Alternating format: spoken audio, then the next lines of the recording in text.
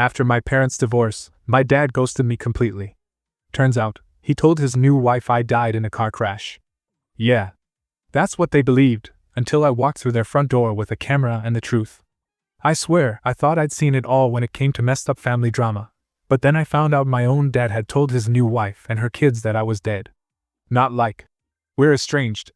Not things didn't work out with my son. No. Full on. He died in a car crash years ago. Level of dramatic. And guess who found out about it the week before Christmas? Yep. Me. I wasn't snooping, I wasn't even thinking about him anymore. I'd pretty much buried that chapter. But then someone DM'd me a photo. Random number. No name. Just a blurry picture of my dad holding hands with some woman at a Christmas tree farm, looking like father of the freaking year. And I don't know why, but something in me snapped. Maybe it was the caption. The message just said, "He told us you were gone." Gone. Not. Estranged. Not. We haven't talked in years. Gone. Like I never even existed. Like I was just some teenage fever dream he left behind when he traded in his old family for a shinier, more Pinterest-friendly one. And let me tell you, it wasn't just some petty resentment. This man vanished after the divorce like a magician at the end of a bad show. No calls, no birthday texts, no. "Hey, sorry about the whole abandoning you at 16 thing." Nothing. Just poof. And I accepted it, in a weird way. I got used to seeing other people with dads and thinking, yeah, not everyone gets that. But to find out this guy faked my death? That was new. That was next level Disney villain energy. And the worst part? They all bought it. His new wife, who, by the way, looks like she runs a Facebook mom group about essential oils and gluten-free gingerbread, she believed it. Her kids called him heroic for getting through the pain. I'm not even making that up. I found their family blog. He milked my imaginary death for sympathy points like he was auditioning for a Lifetime movie. So I did what any emotionally mature adult would do. I booked a plane ticket, wrapped myself in a scarf, grabbed my old camera, and decided to pay Daddy Dearest a little visit. Right in time for their perfect little holiday dinner. You think I'm joking? I walked through that door like a freaking ghost with receipts. Merry Christmas. Let's talk about your dead son. So yeah, that's where my head was at, standing in an airport Starbucks, sipping the most overpriced hot chocolate of my life, staring at my boarding pass like it had the answers to how a father could literally erase his own kid and sleep at night. And the crazy part? I wasn't even nervous. I wasn't second-guessing. I wasn't shaking or doubting or thinking, maybe he had his reasons. No. I was just done. Done playing the quiet, forgotten chapter in his new life story. Done letting this dude pretend he hadn't left a whole human being behind like a cancelled gym membership. Like, congratulations, man, you got a do-over. Must be nice.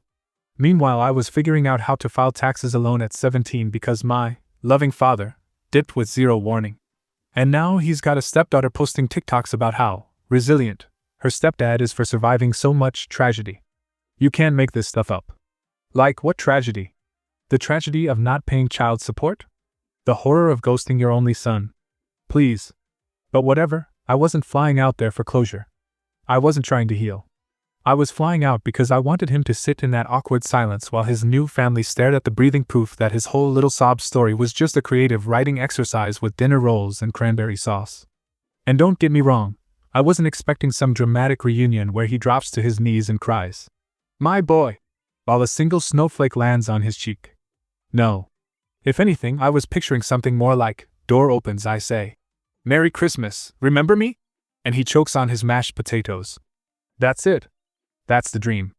But let me tell you what actually happened. Way wilder than anything I imagined. Because when I showed up, camera in hand, smile locked in like I'd rehearsed it in the hotel mirror 5 times, this man looked me dead in the face and said, "You need to leave." No. No. Son? No. What are you doing here? Just pure panic and damage control mode. His wife came running in like she thought there was a gas leak, and then froze when she saw me. She looked at me like I was a zombie. And all I said was, "Guess I didn't die hard enough, huh?" Her mouth actually dropped. Literal jaw-to-floor moment.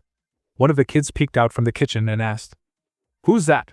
And she went, "Nobody. Just someone confused." Confused. Oh, I was clear, lady. I was crystal. I knew exactly where I was, and why I was there. They were the ones confused. confused how this fake little world they'd built just got reality checked in front of the Christmas ham. And that, my friends, is how the holidays began. Now let me take you back. Because the road to that moment wasn't quick. And it sure as hell wasn't clean. Back then, I didn't know what abandonment felt like. Not really. I knew what a slammed door sounded like. I knew the awkward silence that follows a screaming match in the kitchen while you sit on the stairs pretending you can't hear the words, selfish, and you never cared, and I'm done. But I didn't know what it meant when a dad leaves with 2 suitcases and doesn't even glance back at his kid who's literally peeking out from behind a curtain like some extra in his own family movie. I was 11, man. 11 and dumb enough to think it was just a break. That maybe he'd cool off, come back in a week or 2, give me one of those dad-style shoulder pats and say, "Tough times, buddy." Like we were teammates, and not, broken pieces of a household he bailed on. But nah.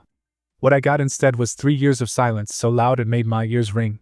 You ever go that long without hearing your own father's voice? Without a call, a card, a single freaking emoji? Not even a "hope you're good." It's wild what your brain does to fill that space. I started imagining maybe he was deployed. Or in a coma. Or in witness protection. Yeah, I was that desperate for a reason that wasn't. He just didn't want me. And I didn't talk about it much. Not with my mom, not with my friends, definitely not with my guidance counselor who thought giving me Sudoku puzzles was gonna fix my whole emotional situation. My mom did her best. But every time I asked about him, she'd just get that tight face and say, "He's figuring things out." Figuring what out? How to legally delete your firstborn and start over. Cool plan. Let me know how that worked out. What really punched me in the gut, though, was middle school. You know the classic. Draw your family tree. Assignment? Yeah, I stood there like an idiot holding a paper that said, "Draw your dad's side."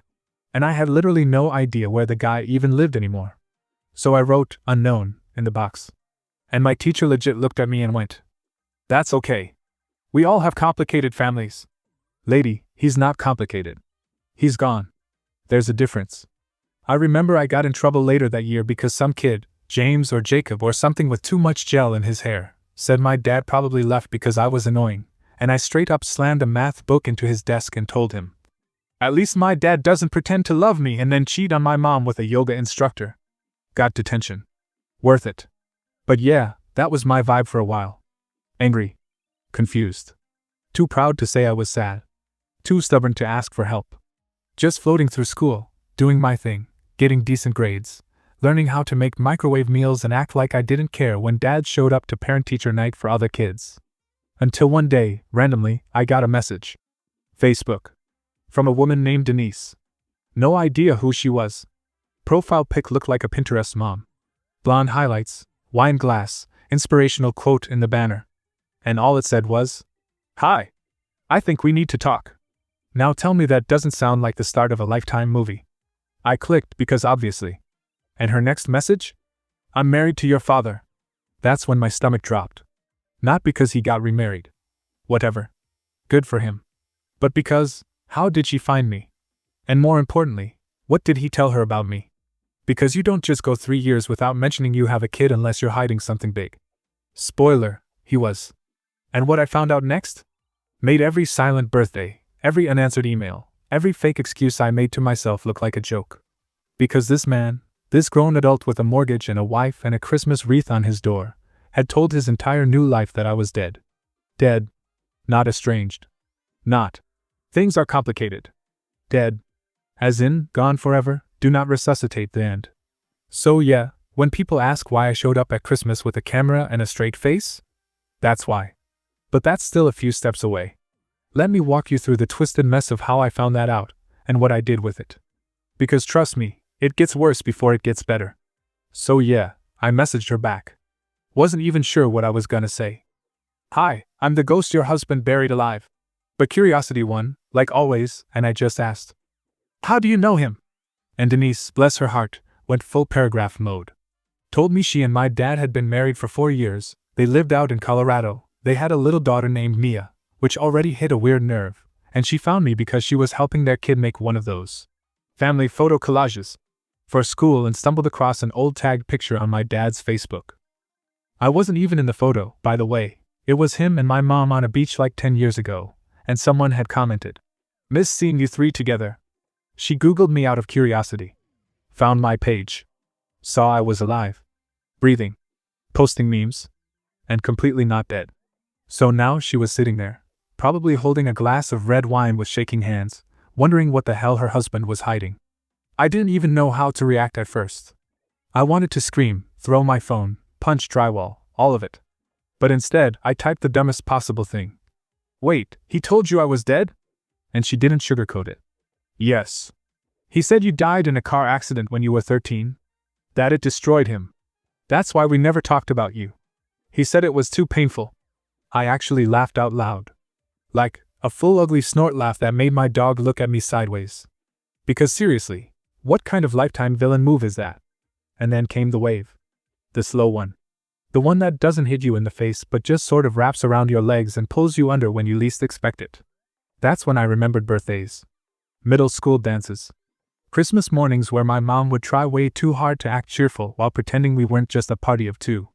All while this dude was somewhere else building a whole new life on the bones of a fake tragedy. And I was the tragedy. So yeah, I messaged Denise again. Told her everything. Not to be petty, okay, a little petty, but mostly because I felt like she deserved to know who she married. I sent screenshots. Old report cards. A picture of me holding a fishing rod from when I was 9. Heck, I even sent a video of me making grilled cheese while ranting about The Office because that's just peak me and I wanted her to see I was real. Not a ghost. Not a memory. Not a lie. And she didn't take it well. Which, obviously. She was stunned, apologetic, furious, confused, all at once. Asked if I'd talk to her in person. Said she wanted to understand more. I said sure, maybe someday. Then she said the words that made everything click. We're hosting a big family dinner for Christmas this year. Everyone's coming. His parents, our friends, the neighbors. I think you should be there. And just like that, the idea bloomed. You know when a thought pops into your brain and it's so chaotic it makes you grin? That was me. I wasn't just gonna send an email. I wasn't gonna write a sad letter or throw a tantrum online. I was gonna show up. Alive. Loud. Unbothered. With a camera. Not for views or clout or revenge porn or whatever, just for proof. For me. For the kid who sat on the stairs that day and watched his dad walk out without looking back. And the funniest part? The timing was perfect. Because guess who just started working part-time editing videos for a freelance wedding photographer? Yep. This guy. I had access to pro gear, sound mics, lighting, the works. All I had to do was book a flight, show up with a tripod, and smile. Not out of spite. Out of survival. Out of the simple need to remind people that I existed. That I always existed. And no amount of lies could erase me. So yeah, that's what I did. I booked a cheap flight. Told my mom I was visiting a friend. Packed my best sweater and a mic'd up GoPro. And flew out to Colorado with a plan so reckless it made me feel 15 again. I didn't tell Denise I was actually gonna go through with it. Didn't want to risk her warning him. I needed the shock. The raw, wide-eyed panic. The kind of moment you don't get a second chance at. And before you call me crazy, let me just say this. If someone tells the world you're dead, you owe it to yourself to rise like a freaking phoenix and knock on their door with a smile. And trust me. I smiled. The plane ride itself was fine, nothing dramatic, unless you count me rehearsing imaginary conversations in my head like I was prepping for a courtroom scene in a Netflix documentary. Oh hey, remember your dead son? Surprise! Or maybe something subtle like, did the obituary say anything nice at least? Yeah, no. Nothing I rehearsed actually mattered because the second I stepped off the Uber and saw that stupid house, beige siding, overpriced wreath on the door, little stone walkway like it was trying too hard, my stomach went full trampoline. Denise was waiting outside with a glass of wine like she was trying to play it cool, but her eyes were doing that rapid blink thing like she couldn't believe I was real. She hugged me, which felt weird. Not bad, just like hugging someone who knew your whole backstory from screenshots. She whispered, "You still sure about this?" I just smirked and said, "He told the world I was dead. I'm just here to haunt him a little." And we both kind of laughed, but also not really, because yeah, this was about to get wild. So she sneaks me in through the side door like I'm a secret agent, or a lost cousin from Albania or whatever story she planned to tell later, and I'm crouched behind the kitchen island while she casually pours drinks for a table full of people I don't know but low-key hate already just by association. And then I hear it. His voice. That voice that somehow still sounds like Sunday mornings and burnt eggs and yelling over football games. I peek around the corner, and yeah, There he is. Gray in the beard, maybe a little slower, but still him. Still him. The man who erased me with one sentence and built a Pinterest family on top of the ashes. He's telling some boring story about how Mia's teacher thinks she's gifted. And everyone's nodding like he's delivering a TED Talk, and all I'm thinking is, bro, your actual son is 15 feet away holding a lav mic and 3 decades of daddy issues. And yeah, I probably should have waited. Should have had a full plan. But nope. I stood up, walked into the living room like it was my house, and said loud enough for even the dog to stop chewing its bone, "Hey Dad, remember me?" The whole place went silent like someone cut the sound in a movie. His face, man, I wish I'd gotten a still frame. It was like someone unplugged his soul. First came confusion, then panic, then the realization that the past just broke down his front door. He didn't even speak at first. Just stared. Like maybe if he blinked hard enough I'd disappear again.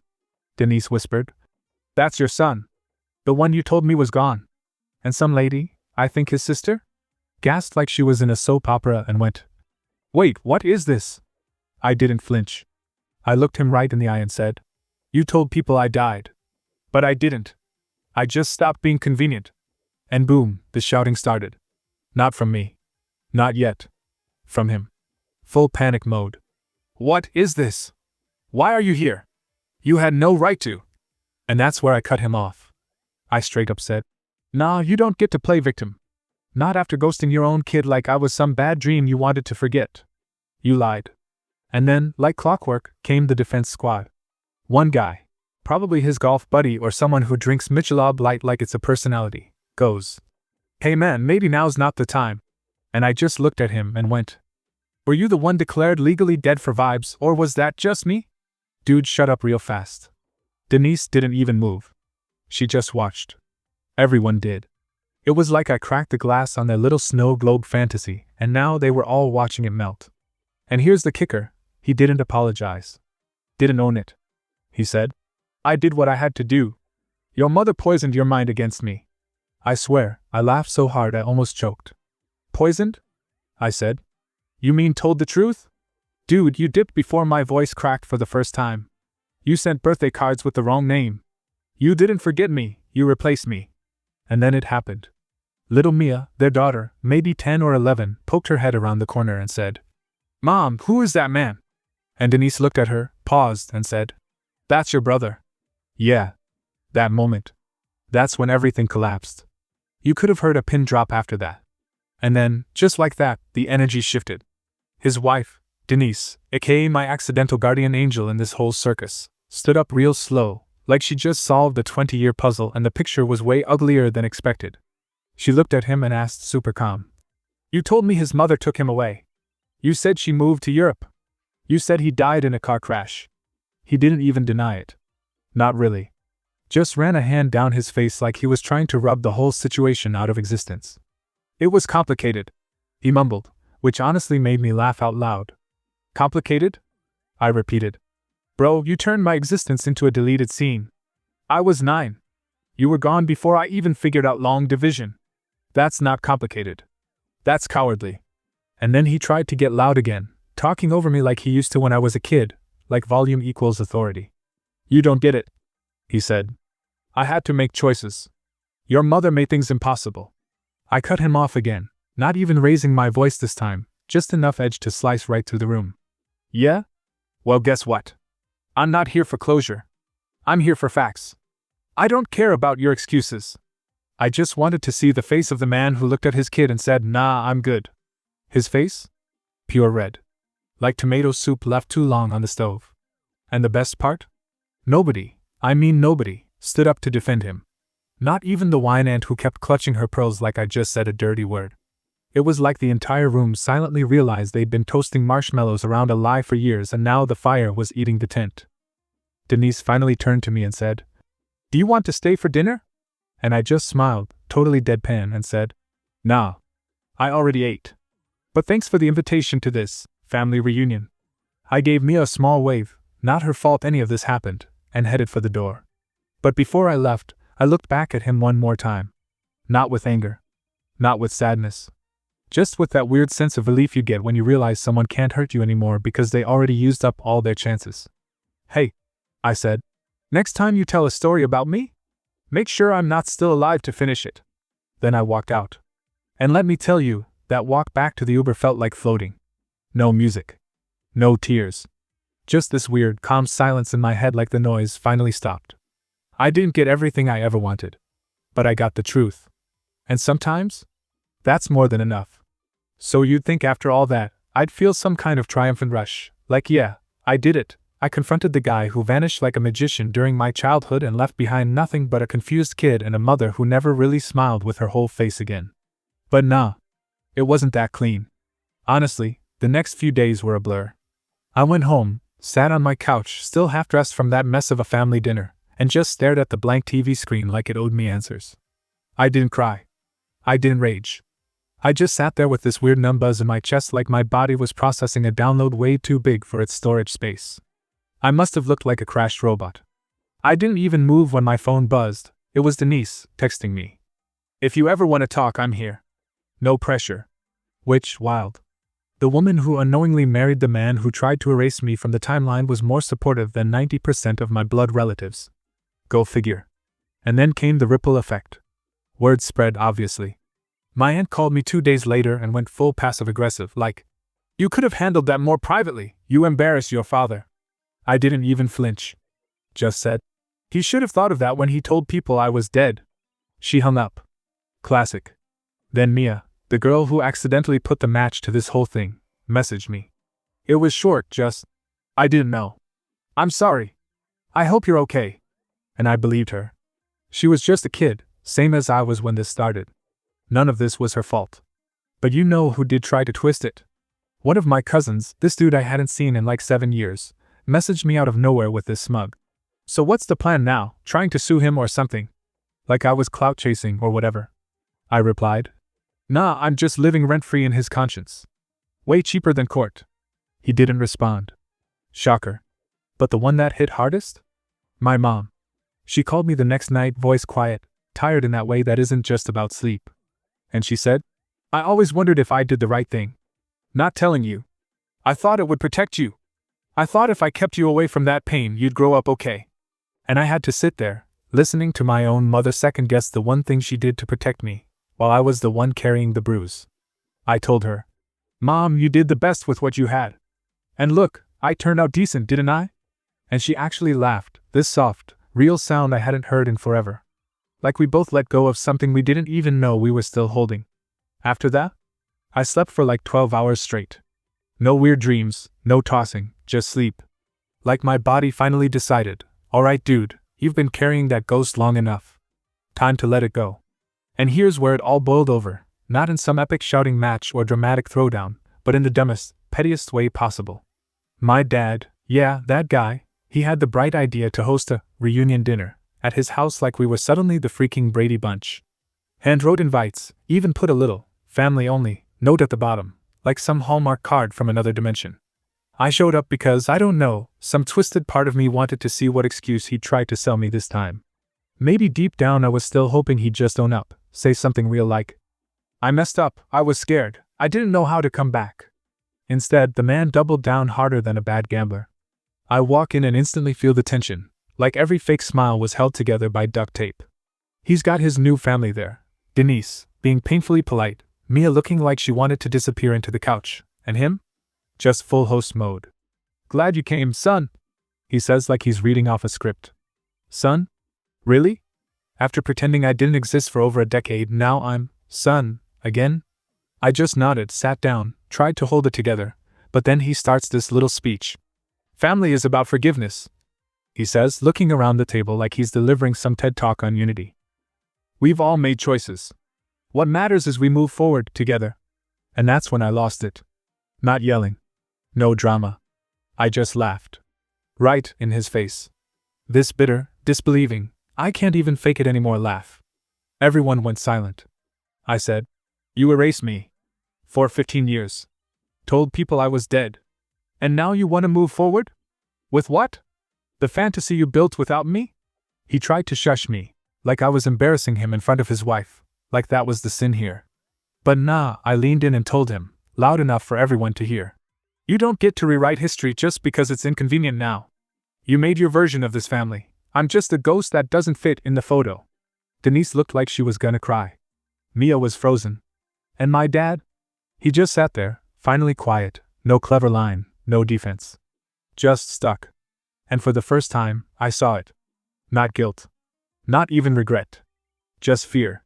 Fear of being seen for what he really was, a man who bailed and hoped time would cover the tracks. I stood up, told them I'd had enough closure for one lifetime, and walked out. And you know what the wildest part is? No one followed me. Not even Denise.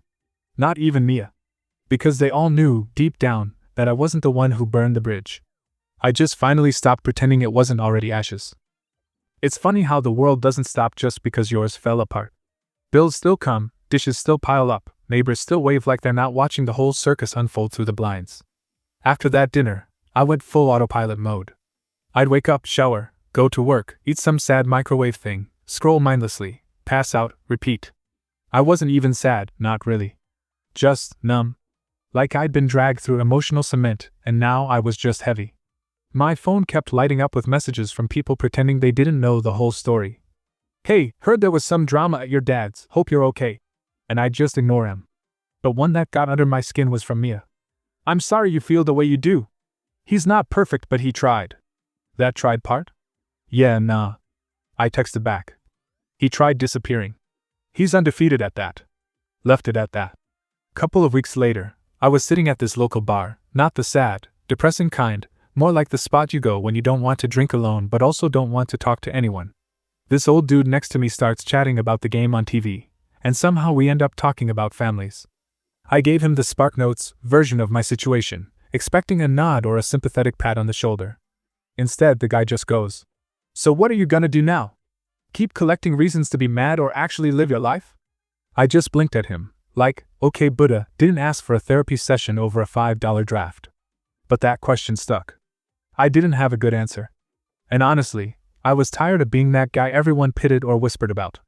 The one whose dad faked his funeral in a group chat. The one whose wife had a side gig as a nostalgia junkie with her ex. I was done letting other people's trash choices define me.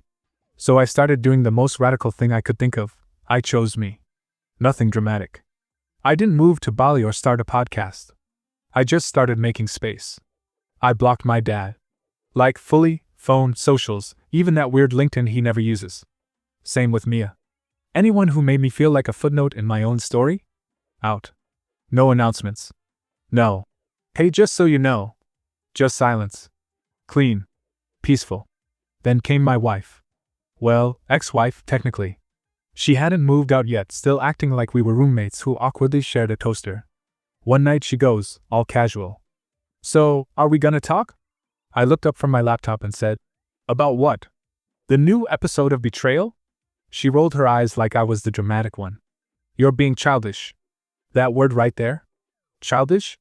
Oh, I smiled. Nah. Childish would be me keying your car and posting the screenshots. This is called boundaries. Big difference. She didn't say anything after that. Next morning, half her stuff was gone. I didn't ask where. Didn't care. The silence she left behind was the best gift she ever gave me. I swear, once the noise finally stopped, all the fake apologies, the dry texts, the sideways glances, it got weirdly quiet in my head. And I don't mean peaceful quiet, I mean the kind of quiet where you finally notice how tired you really are. I'd be standing in the shower thinking, wait, how long have I been in here? Or sitting at my desk, realizing I hadn't blinked in maybe a full minute. It's like my brain was still buffering after all that emotional download. But here's the twist, instead of falling apart, I got curious. Like, okay, now that everything blew up and no one's calling to check in unless they want drama, what do I want? So I did something that felt small but hit hard. I bought myself a new mattress. Not even joking. The old one had dips from where we used to sleep, and I hated how I always rolled into the middle like gravity was pulling me toward that past life. The new one? Firm. Clean slate. First night on it, I slept like I hadn't in months, not a deep sleep, but the kind where your body says, "Thank you." Around that time, I bumped into an old friend at the grocery store, Sam. We hadn't talked in years, but he always had that kind of no-fluff energy. He asked how I'd been, and I gave him the honest version, didn't sugarcoat a thing. He just looked at me and said, "You know, man, I always thought you'd end up being the guy who makes it out. You were always too smart to stay stuck." And that got me. Because for a second, I believed it. I started doing more of that, just leaning into stuff I'd shelved for years. I signed up for this weekend woodworking class I used to look at online but never actually booked. I deleted all the coupley playlists that made me feel like a sad movie character and made a new one called Zero Contact, Zero Regrets.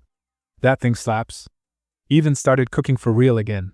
Like chopping vegetables with a real knife, not just microwaving sad frozen burritos.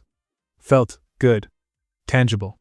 I wasn't pretending things didn't suck. I just stopped letting the suckiness boss me around.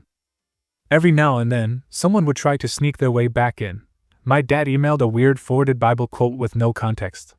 Mia sent me a blurry childhood photo like nostalgia was gonna soften the fact she vanished when things got hard. And my ex?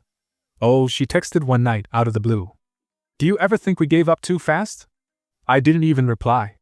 Not out of anger. I just genuinely didn't care anymore. I looked at the message and thought, nah, I think we gave it too much time. That's when I realized I wasn't healing. I'd already healed. I just hadn't noticed it happening. No big movie moment. Just a quiet shift. I wasn't mad. I wasn't broken. I wasn't chasing closure.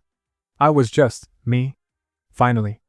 It's wild how sometimes the real revenge isn't dramatic or messy, it's quiet. Subtle. Like waking up one day and realizing you haven't thought about them in weeks. And when you do, it's not with anger, it's with that flat, neutral shrug you give bad restaurant food. Like, wasn't worth the hype. And no, I didn't go on some big, look at me now, glow-up campaign. I didn't hit the gym to get shredded out of spite or start dating someone 10 years younger to flex on my ex. I just kept living. And honestly, that ticked her off more than any screaming match ever could have. She expected chaos. She expected begging. What she got was silence and a moving truck. What she got was me forwarding her last text to my lawyer and keeping it strictly transactional. I didn't have to burn bridges. I just made sure she couldn't cross back over them. And people notice. Oh, trust me, they notice when the quiet guy doesn't explode, he evolves. The same ones who looked at me like I was a doormat suddenly started asking me for advice. One dude at work, who never even made eye contact before, pulled me aside and said, I don't know what you did, man, but there's something different about you. And I just laughed. Yeah, it's called peace, I told him. First time I've had it in years. What people don't get is, peace isn't loud. It doesn't look impressive on Instagram. It's boring. It's Tuesday nights watching a movie alone and not wondering who she's texting. It's cooking dinner and not walking on eggshells. It's sleeping through the night because your gut isn't constantly whispering. Something's off. And yeah, sometimes the past creeps in, a song, a scent, some random inside joke that pops into your head. But now, instead of spiraling, I just let it flow past. Like background noise. Because I don't live there anymore. Last week I ran into her mom at the gas station. She gave me this awkward smile and said, You know, she really misses you. I just nodded. Yeah. I bet she misses a lot of things. Then I topped off my tank and left. Didn't look back. Didn't feel anything. That's the win. No big scene. No post-breakup makeover montage. Just me, finally choosing myself over the version of me that kept begging to be loved by someone who never really saw me. And if you're sitting there, reading this, stuck in something that's draining you, let this be your sign. You don't need a meltdown to walk away. You just need a moment of clarity and the guts to follow through. Trust me, the peace that's waiting on the other side? Way better than any I told you so.